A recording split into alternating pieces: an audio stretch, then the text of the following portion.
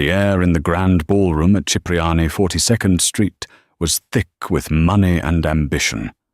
But for Amelia, it was a minefield.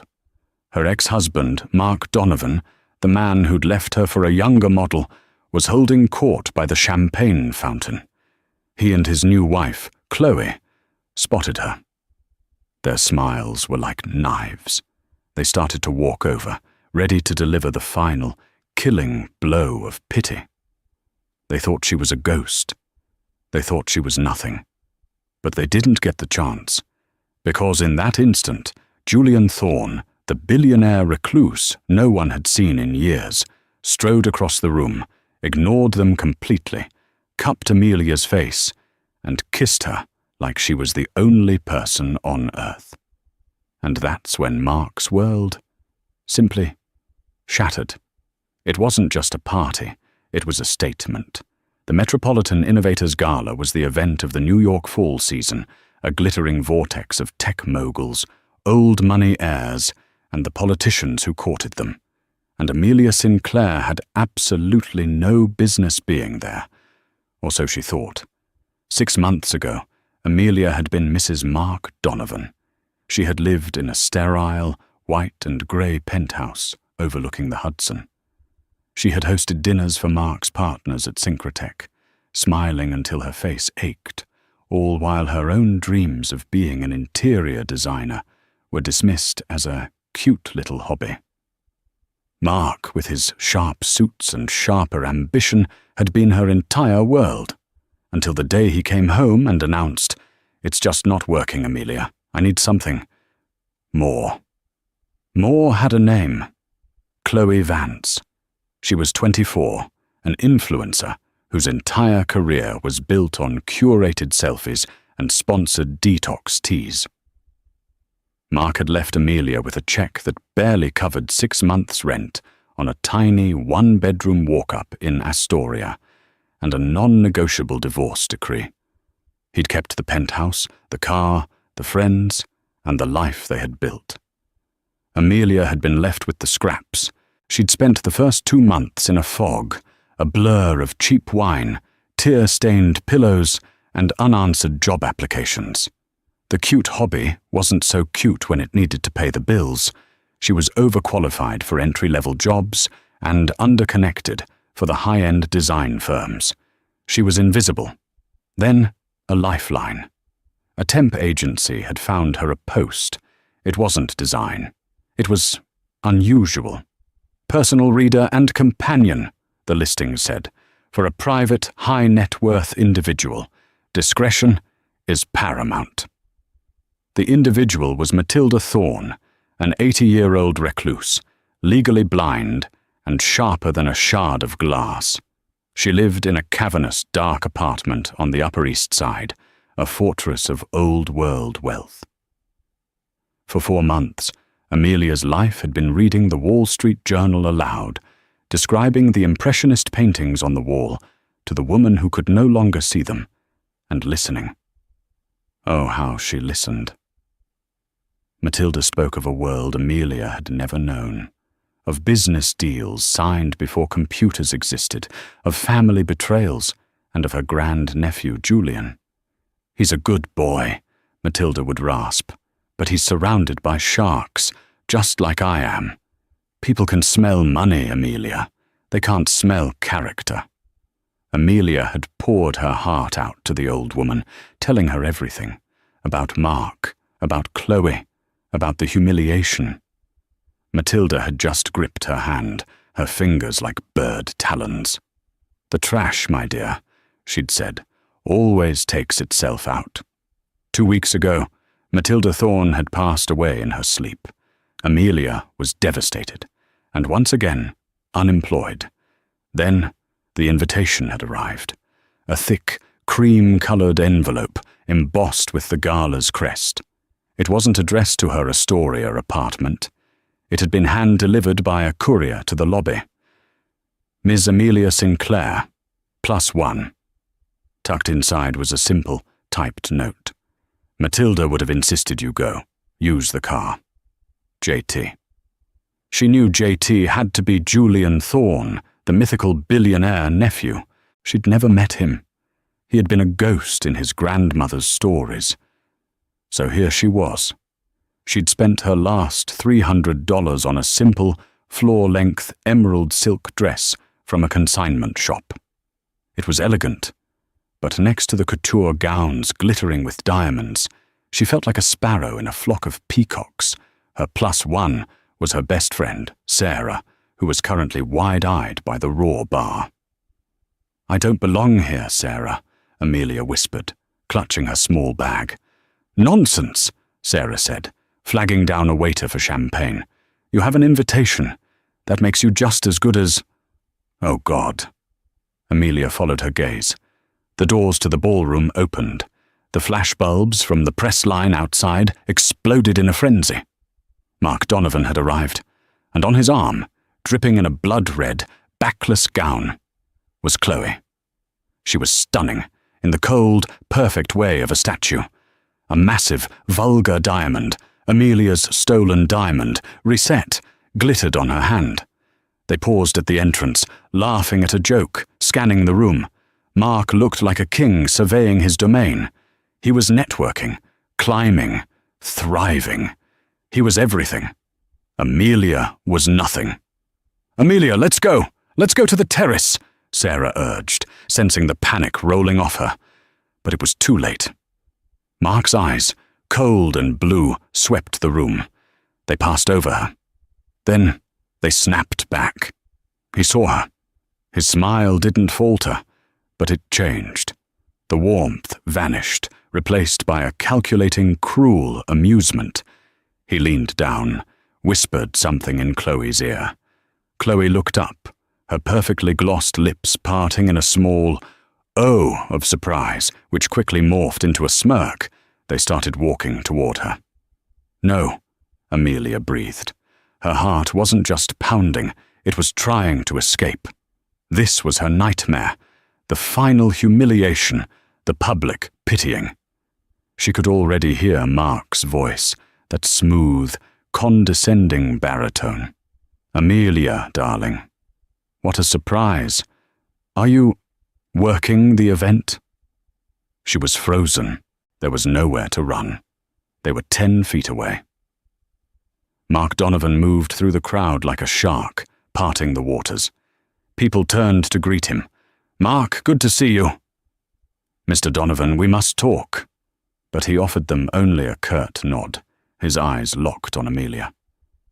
He was on a mission. Chloe glided beside him, her hand possessively on his arm, her chin high. She looked, Amelia thought with a pang of bitter clarity, like a predator who had just spotted an injured deer.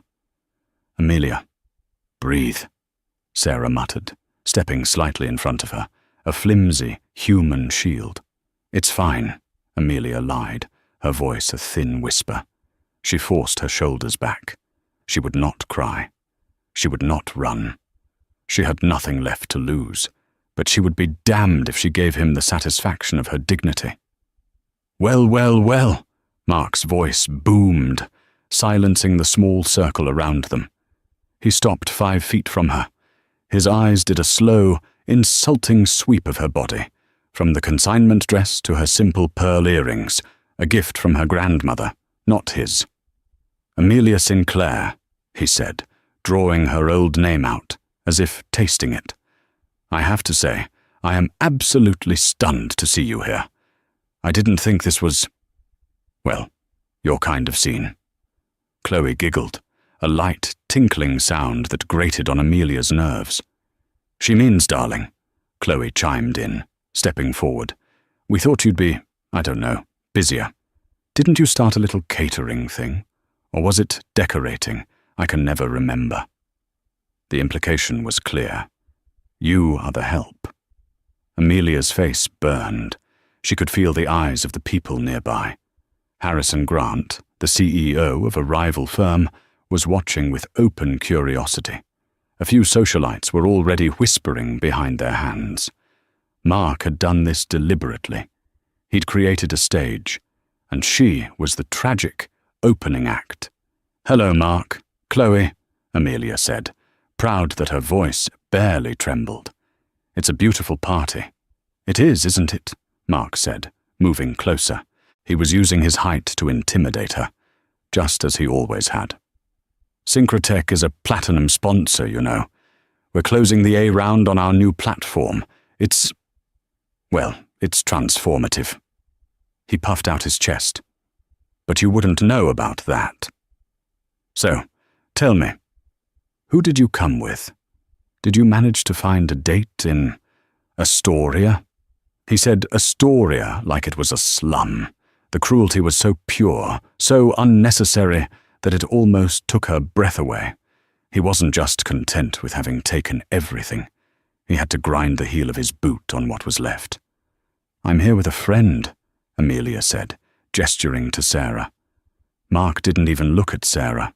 He just chuckled. "A friend. Right. Well, it's good you're getting out. Chloe and I were just saying we were worried about you. It must be so hard." His eyes were full of fake pity, but underneath they were gleaming. He was enjoying this. He was showing his new, shiny wife the old, discarded toy he'd replaced. "I'm managing just fine, Mark," Amelia said. "Are you?" he pressed. "Because from where I'm standing, it looks a little desperate. This dress, this party, it's not you, Amelia. You were always more simple." "Mark," Chloe said, tugging his arm, a false note of protest in her voice. "Be nice." She's trying. That was it. The 1-2 punch, his condescension, her pity. Amelia felt her composure crack. The tears she'd sworn she wouldn't shed burned at the back of her eyes. She looked down at the pattern on the marble floor, anywhere but at their smug, perfect faces. I should go," she stammered, turning to Sarah.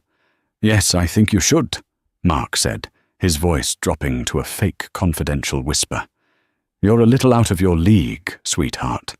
Don't embarrass yourself further." A hush had fallen over their immediate area. The music seemed to fade. This was it. The final cut. He had won. He had proven to the entire world that he was the victor. And she was the casualty. Amelia's blood ran cold. She felt utterly, completely alone. And then a new voice cut through the air. A voice that wasn't loud, but carried an impossible, immediate authority. "I disagree." The voice was deep, quiet, and resonated with a power that made Mark Donovan's peacocking display seem childish. Amelia looked up. Mark and Chloe turned, annoyance on their faces at being interrupted. A man was standing just behind Mark. He hadn't approached. He had simply appeared, as if he'd stepped from the shadows. He was tall, dressed in a black, impeccably tailored tuxedo that was understated, yet clearly cost more than Amelia's entire divorce settlement. He wasn't classically handsome, not in the way Mark was. His features were sharper, more severe, dark hair, intense eyes, and a stillness that was almost unnerving. The entire ballroom seemed to hold its breath. The whispers that had been about Amelia suddenly died, replaced by a new, frantic, and disbelieving murmur. Amelia knew, with a jolt that went straight to her bones, who this was. Julian Thorne. He was the ghost of Matilda's stories. The press called him the Phantom of Wall Street. He controlled Thorne Industries, a portfolio so vast it touched everything from biotech to private space exploration. He never gave interviews. He never attended parties. His picture hadn't been seen in public in almost a decade, and he was staring at Mark Donovan with a look of such profound, icy disinterest that Mark, for the first time in his life, seemed to shrink. "I'm sorry," Mark said, his voice losing its arrogant boom, becoming suddenly reedy and uncertain. "Do I know you?" Julian Thorne's gaze didn't waver. "No, you don't." He took one step, moving past Mark as if he were a piece of furniture. He ignored Chloe completely, who was staring at him, her mouth slightly open, her influencer-trained brain clearly trying to place this new, dominant male. Julian Thorne stopped directly in front of Amelia. He looked at her, and it wasn't the way Mark looked at her. He wasn't assessing her. He wasn't judging her. He was seeing her. His dark eyes scanned her face, and for a second, Amelia saw a flicker of something in them. Recognition, sadness, and something else. A protective warmth that reminded her, shockingly, of Matilda. Time slowed down. The buzz of the gala, the clinking of glasses, the smug look on Mark's face. It all dissolved. There was only this man, his intense gaze, and the sudden, frantic beating of her own heart. "Amelia Sinclair," he said. His voice was softer now, meant only for her. She nodded, unable to speak. "I'm Julian Thorne.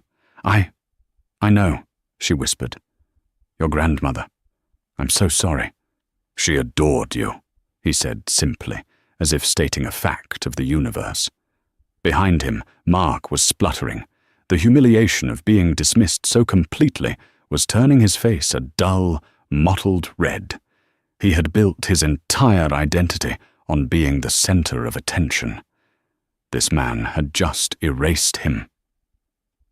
"Look," Mark interrupted, stepping forward. "I don't know who you are, pal, but we were in the middle of a private conversation."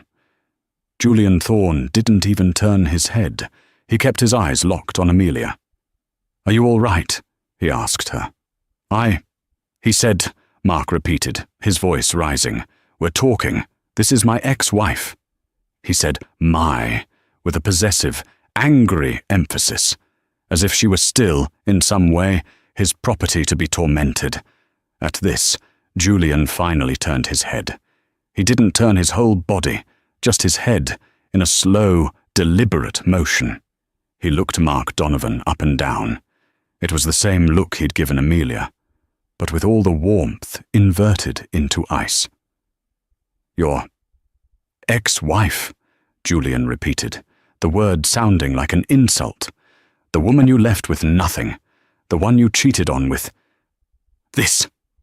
He gave Chloe a glance, so dismissive it was as if he were looking at a particularly uninteresting stain on the carpet. Chloe gasped, offended. "How dare you?" Mark went rigid.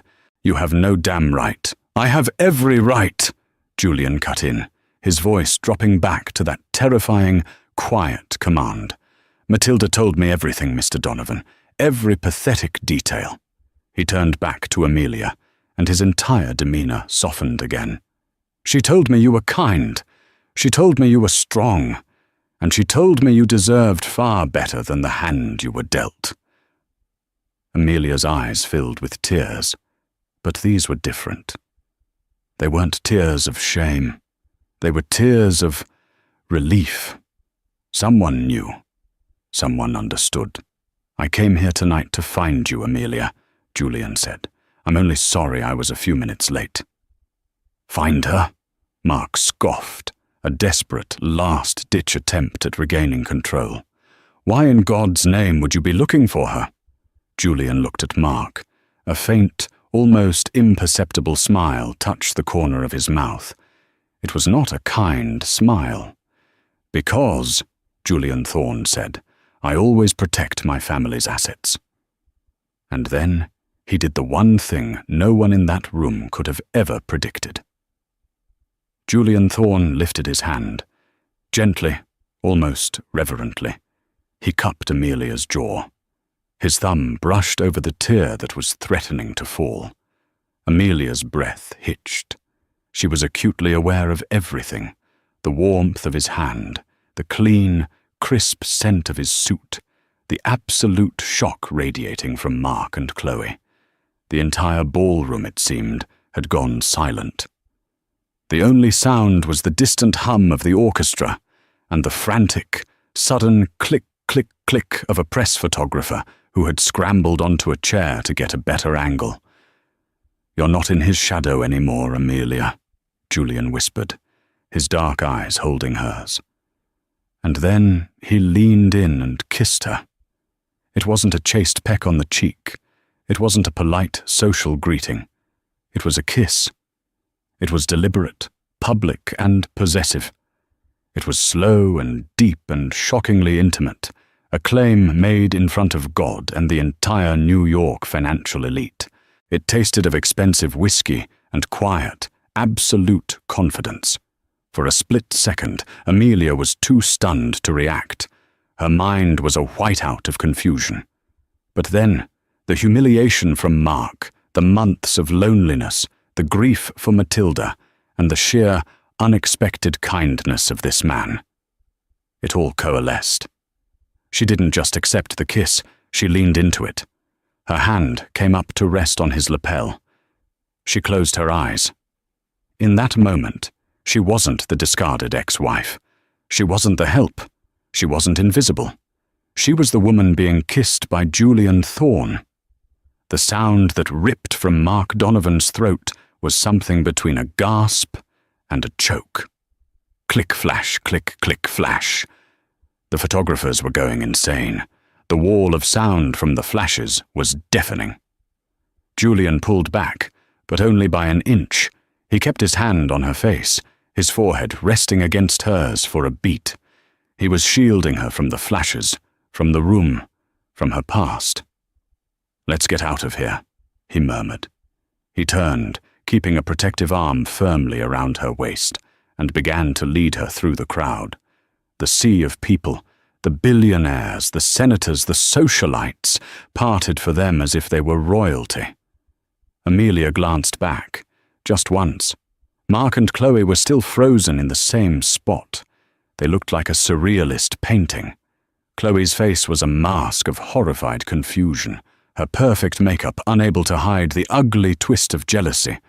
But Mark was shattered. His face was paper white. His mouth was open.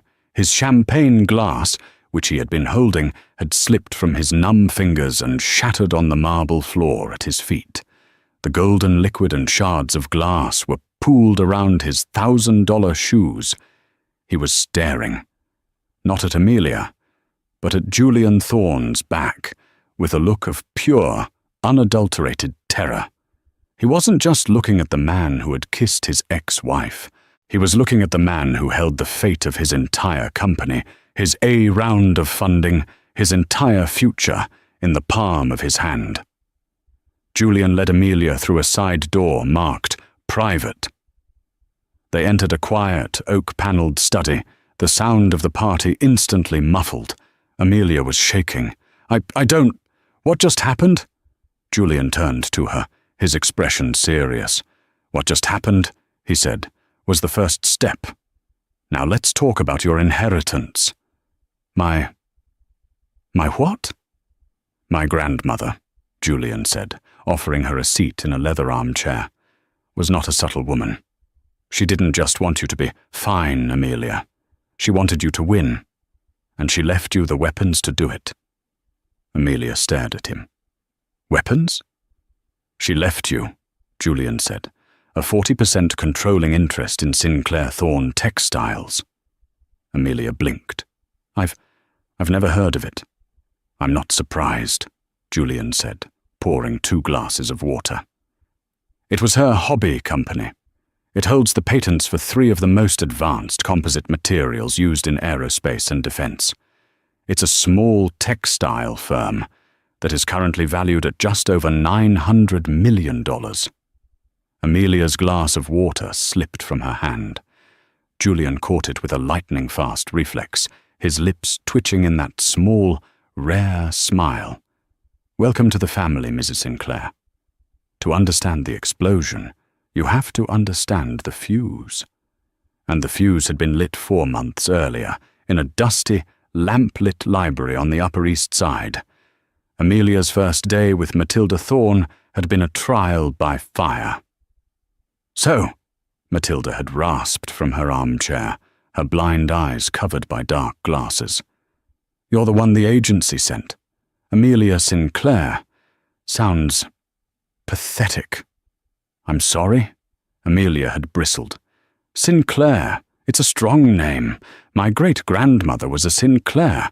They owned half of Scotland. Now you're here to read to an old woman for $30 an hour. The name has fallen, girl. The question is, can you get up? Amelia, who had spent the last month being treated like a fragile piece of glass by pitying friends, felt a spark of anger. I'm here to do a job, Mrs. Thorne. If you'd prefer I leave...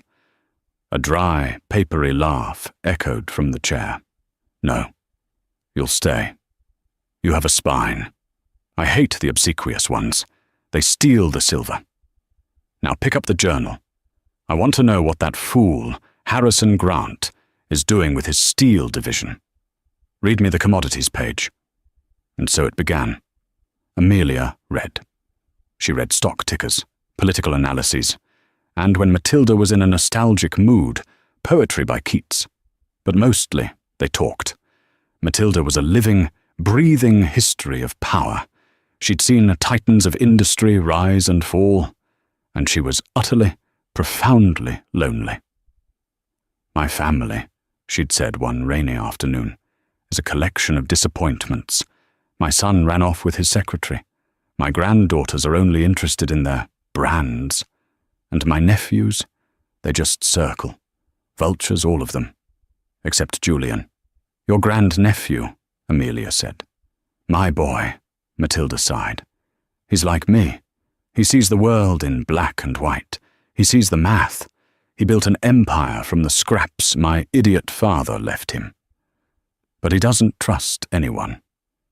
And why should he? Every woman he dates, they're not looking at him. They're looking at his name, at the number in his bank account. One day, a different nephew, a slick man named Philip, had arrived unannounced. He'd burst into the library, all fake smiles and expensive cologne. Aunt Matilda, you look wonderful. He'd kissed the air near her cheek, then noticed Amelia. And who is this? This is my assistant, Ms. Sinclair, Matilda had said, her voice frosty. Right, Philip said, dismissing her. Auntie, I'm here about the proxies for the board meeting. We really need you to sign them over to me. This new acquisition, it's a slam dunk, but we need your shares to force the vote. He produced a stack of papers and a pen. Just sign here, and I'll be out of your hair. Read them to me, Philip, Matilda commanded. Oh, it's just legal nonsense, you know. Read. Them. Philip had stammered, fumbling through the legalese, clearly skipping sections. Amelia, who had been quietly organizing the mail, recognized the letterhead. It was the same one from a letter she'd read to Matilda last week, a letter from her lawyers warning her about Philip's slam dunk. Amelia cleared her throat. Mr. Thorne, she said, her voice shaking. Be quiet, girl. The adults are talking, Philip snapped. No, Amelia said, stepping forward. Mrs. Thorne, that document isn't an acquisition proxy. It's a durable power of attorney. He's asking you to sign over all of your assets to him. The silence in the room was absolute.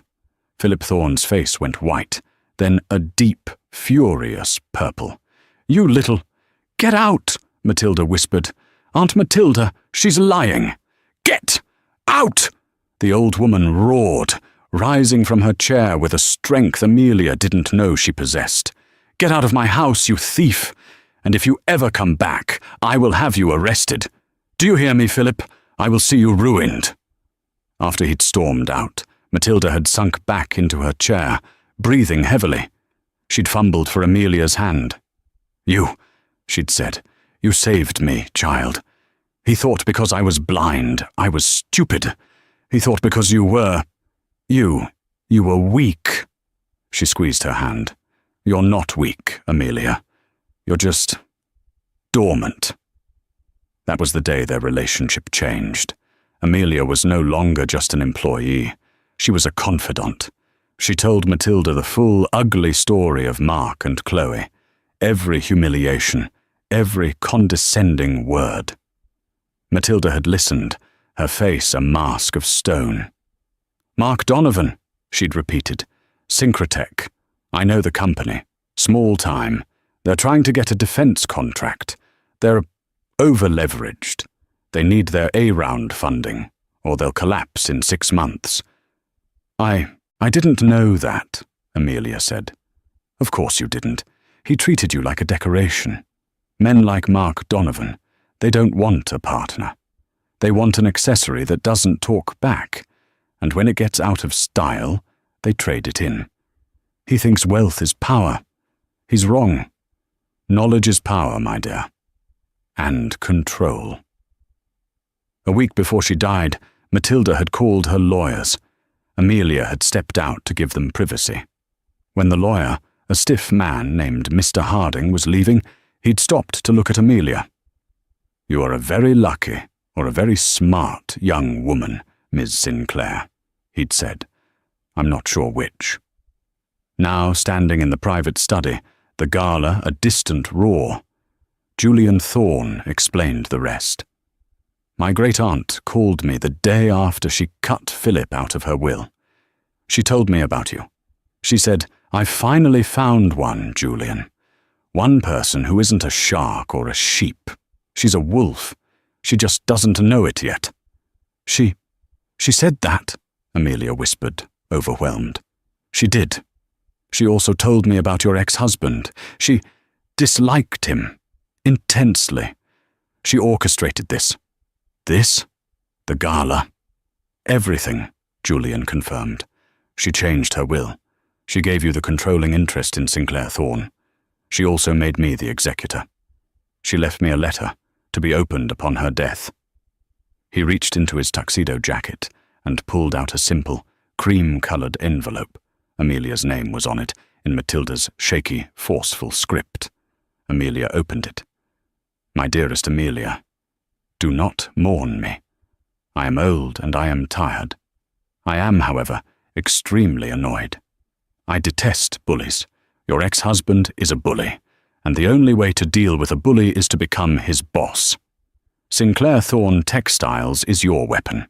You will find that it is the sole patent holder for the ST composite, which, as of last week, your ex-husband's company, Synchrotech, is desperately trying to license for their flagship project. They cannot move forward without it. You now own what they need. You own him. Julian will be at the gala. He will find you. He is a good boy, but he is all business. Show him you are, too. Do not let them see you cry. Do not let them see you weak. Your name is Sinclair. It is time you remembered what that means. Now go and give them hell. Yours, Matilda. Amelia looked up, her vision blurred. She planned all of this. She knew Mark would be there.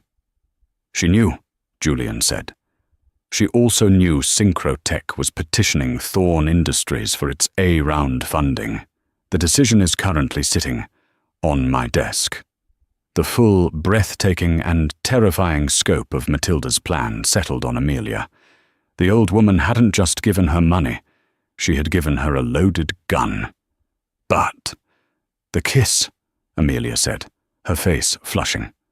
That wasn't in the letter. Julian looked at her, and the business-like facade dropped. For the first time, she saw the man, not the mogul. No, he said, his voice quiet. That wasn't in the letter. That was an executive decision. I saw the way he was looking at you, the way he spoke to you, and I reacted. Matilda told me to protect you. I apologize if I overstepped.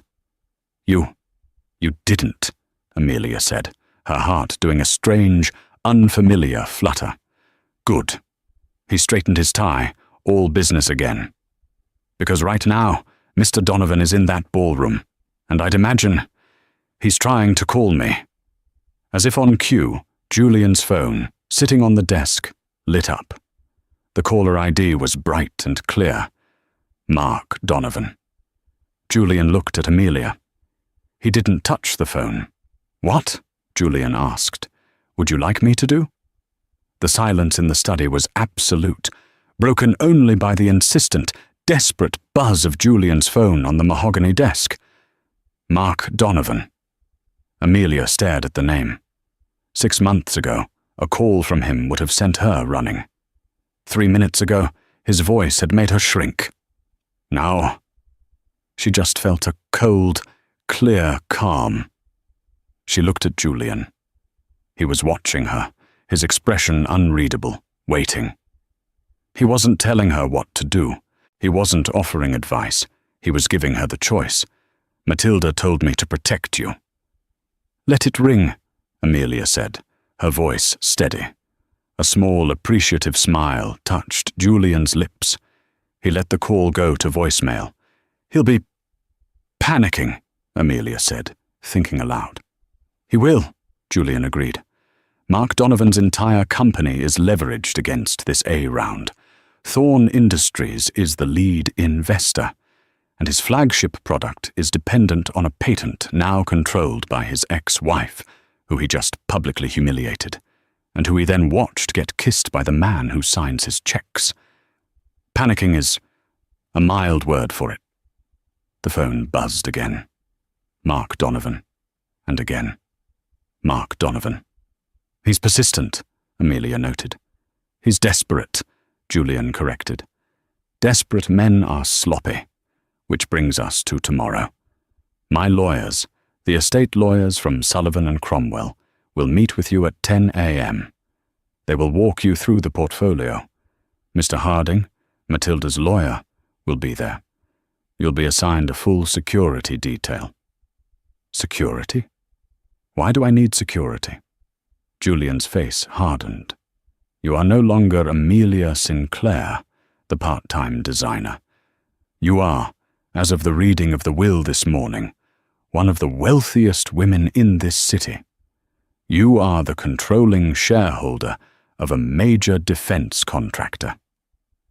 People like your ex-husband and my nephew Philip do not react well to sudden shifts in power. You will be protected. The finality in his tone left no room for argument. Now, he said, offering her his arm, I believe you came with a friend.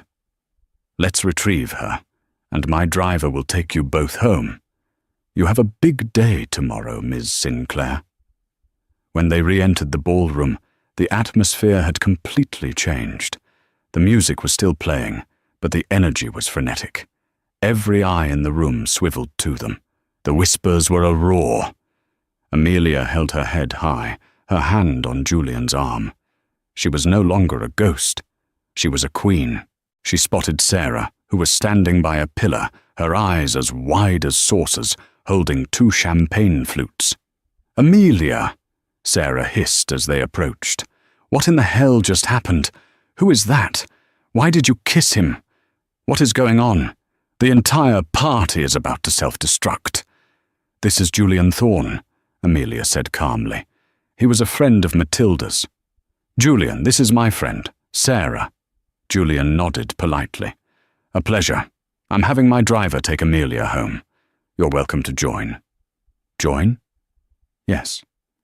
Yes, I'll join, Sarah stammered, practically throwing her champagne glasses onto a passing tray. Amelia scanned the room.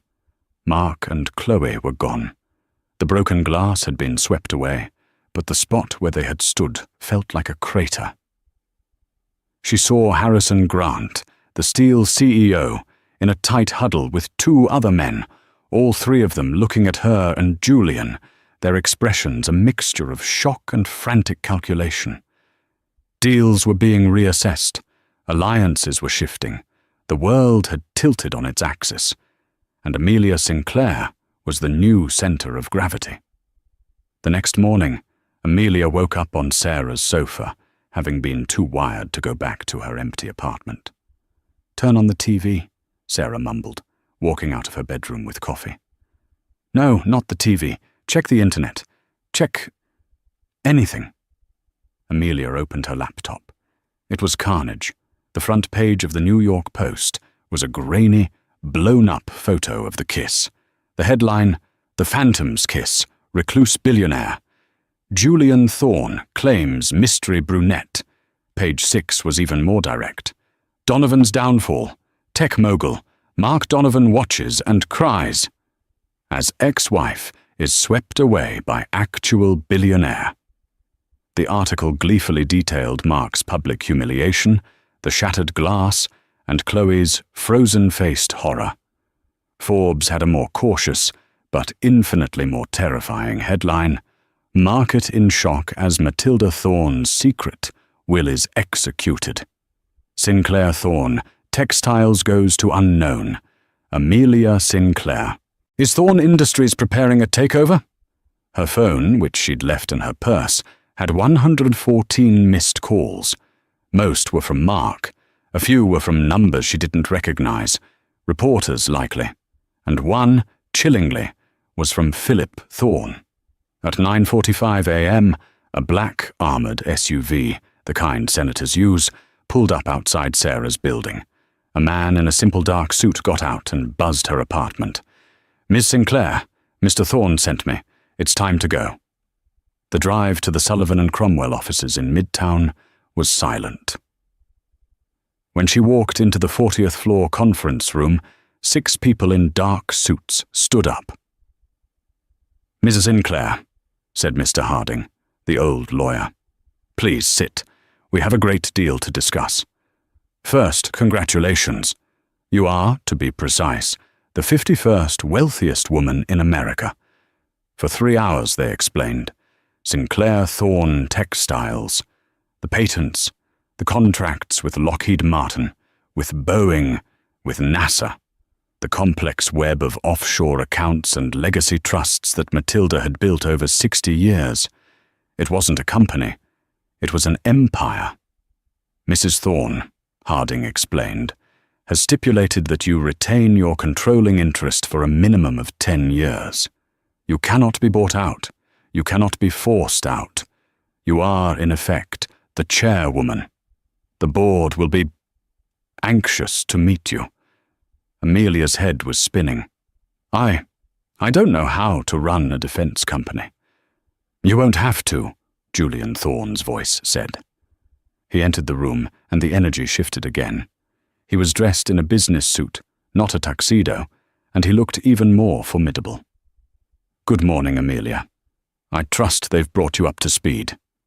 "Julian, I can't. This is insane." "It is," he agreed, and Matilda knew that, which is why her will also stipulates that Thorne Industries will act in an advisory capacity to your leadership. My leadership. I will be your temporary CEO, until such time as you are ready to take the reins. I will sit on your board. I will handle the day-to-day. You will handle the strategy." He pointed to the folder in front of her. "Which brings us to your first decision as chairwoman, the Synchrotech proposal. They are requesting an exclusive 10-year license for the ST composite. They are offering $2 million. Harding coughed. "A laughably low offer, Ms. Sinclair. The patent's market value is closer to $50 million, minimum." Mark, he thought I was still just simple Amelia," she breathed. He thought he could steal from her, just as he'd stolen everything else. "He did," Julian said. "He underestimated you. He will not make that mistake again." The phone on the conference table buzzed. It was the receptionist. "Mr. Thorne, I am so sorry to interrupt, but a Mr. Mark Donovan is in the lobby. He is demanding to see Ms. Sinclair. He says it's a personal emergency." Amelia looked at Julian. He looked at the phone. "He's sloppy," Amelia said, remembering Julian's words. "He's desperate," Julian replied. "Send him up," Amelia said, her voice like ice. Mark Donovan burst into the conference room. He hadn't just been escorted up. He'd clearly run past the receptionist. His hair, usually so perfectly coiffed, was a wreck. He was wearing yesterday's suit, now wrinkled. His eyes were wild, bloodshot, and fixed on Amelia. He completely ignored the room full of high-powered lawyers and Julian Thorne. "Amelia!" he yelled, his voice cracking. "Amelia, thank God! You have to tell them! Tell them it's a joke! A prank!" Amelia just stared at him, her hands folded calmly on the table. "A joke, Mark? What are you talking about?" "This!" he gestured wildly. "The news, the company, him!" He finally pointed a shaking finger at Julian. "This is some sick game, isn't it? You're sleeping with him to ruin me. You gold-digging Mr. Donovan." Julian's voice was a whip crack. "I suggest you choose your next words with extreme care. You are addressing the chairwoman of Sinclair Thorne Textiles in the presence of her legal counsel." The word chairwoman seemed to hit Mark like a physical blow. He staggered, grabbing the back of a chair for support. "Chair? Woman?" he whispered. He looked at Amelia, really looked at her, and the arrogant, condescending man from the night before vanished, replaced by a terrified, cornered animal. "Amelia, you? But you're just you." "I am," Amelia said, standing up. She was surprised by how tall she felt. "I'm the woman you called simple, the one whose cute hobby wasn't worth discussing. I'm also, as it happens, the woman who now owns the patent your entire transformative platform depends on." No, Mark was muttering, shaking his head. "The ST composite, that's ours. We have a deal." "You have a proposal, Mark," Amelia said, picking up the folder. "A proposal for $2 million. Mr. Harding, what did we decide was the counteroffer?" The old lawyer adjusted his glasses, a predatory glint in his eye. "Ah, yes. We are prepared to offer Synchrotech a non-exclusive, 1-year lease for $75 million, payable up front, plus a 20% royalty on all gross profits. And of course, a full public apology from you, Mr. Donovan, for your behavior at last night's gala." Mark looked like he was going to be sick. $75 million. We don't have that. We're pre-revenue. The A round. Julian, Mr. Thorne, you have to sign. The funding. Without the funding, we can't. The A round, Julian said, standing and walking to the window, was contingent on a successful and exclusive license for the ST composite. As you do not have that, Thorne Industries is formally withdrawing from the investment pool. He looked at his watch. "My office sent the email to your board 30 seconds ago." "No," Mark whispered. The fight went out of him. The rage, the arrogance, all of it evaporated. He just looked empty. "You've ruined me." "No, Mark," Amelia said, walking around the table until she was standing right in front of him. "You ruined yourself. You ruined us. You threw away our marriage for someone you thought was more. You humiliated me because you thought I was nothing. You tried to steal this patent because you thought I was simple. You didn't do this, Mark, because I'm a gold digger. You did this because you are a bully. And as Matilda always said, the trash always takes itself out." Mark just stared at her, his mouth opening and closing, but no sound coming out. "Security," Julian said into the intercom. "Mr. Donovan is ready to leave." 2 guards entered and gently took Mark by the elbows. He didn't resist. He just looked at Amelia, his eyes hollow. "Amelia," he pleaded, one last time. "Please, I loved you." "No, Mark," Amelia said, turning her back on him and walking to the window. "You loved owning me, and my assets are no longer up for sale." She watched as he was escorted out of the room. She didn't feel triumph. She didn't feel joy. She just felt quiet. The heavy, leaden weight of the last 6 months finally lifted from her shoulders. It was over. Or it was just beginning. The fall of Synchrotech was swift and brutal, with Thorne Industries pulling its funding, The other investors ran for the hills. The company was over-leveraged, and within 2 weeks it filed for bankruptcy. Mark Donovan was fired by his own board, his stock options worthless. The tabloids, of course, had a field day. But the biggest shock came a week after that. A new story broke on page 6. "Goodbye, Donovan. Chloe Vance spotted with Philip Thorne?" There she was, Chloe, photographed at a restaurant in Miami, laughing with the very same slimy nephew Amelia had gotten thrown out of Matilda's library. "The sharks," Julian said, showing Amelia the article on his iPad, "always find each other." Amelia just shook her head. Chloe hadn't signed up for a failed, humiliated ex-mogul. She'd traded in her tarnished trophy for a new, albeit dimmer, one. Amelia's life, meanwhile, became a blur of boardrooms, factories, and late-night strategy sessions with Julian. She moved out of her Astoria apartment, not into a penthouse, but into Matilda's grand, quiet apartment on the Upper East Side. It was part of the inheritance. She kept the old furniture, the smell of old books and lemon polish. It felt like home. She proved to be a natural. She had the one thing the other board members, all old money, grey-suited men, didn't: a creative eye. She didn't just see the composites as defense materials. She saw them as architectural, as artistic. She started a new R&D division, Sinclair Designs, to explore consumer applications. Julian was by her side, a quiet, powerful shadow. He was her teacher, her advisor, and, increasingly, her closest friend. The press was desperate to label them a couple. But their relationship was more complex and more private than that.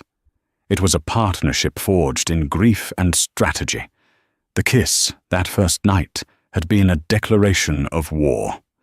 What grew in its place was a fortress of mutual respect, and under that, something else, something warm and slow-growing, which neither of them was quite ready to name. 6 months passed.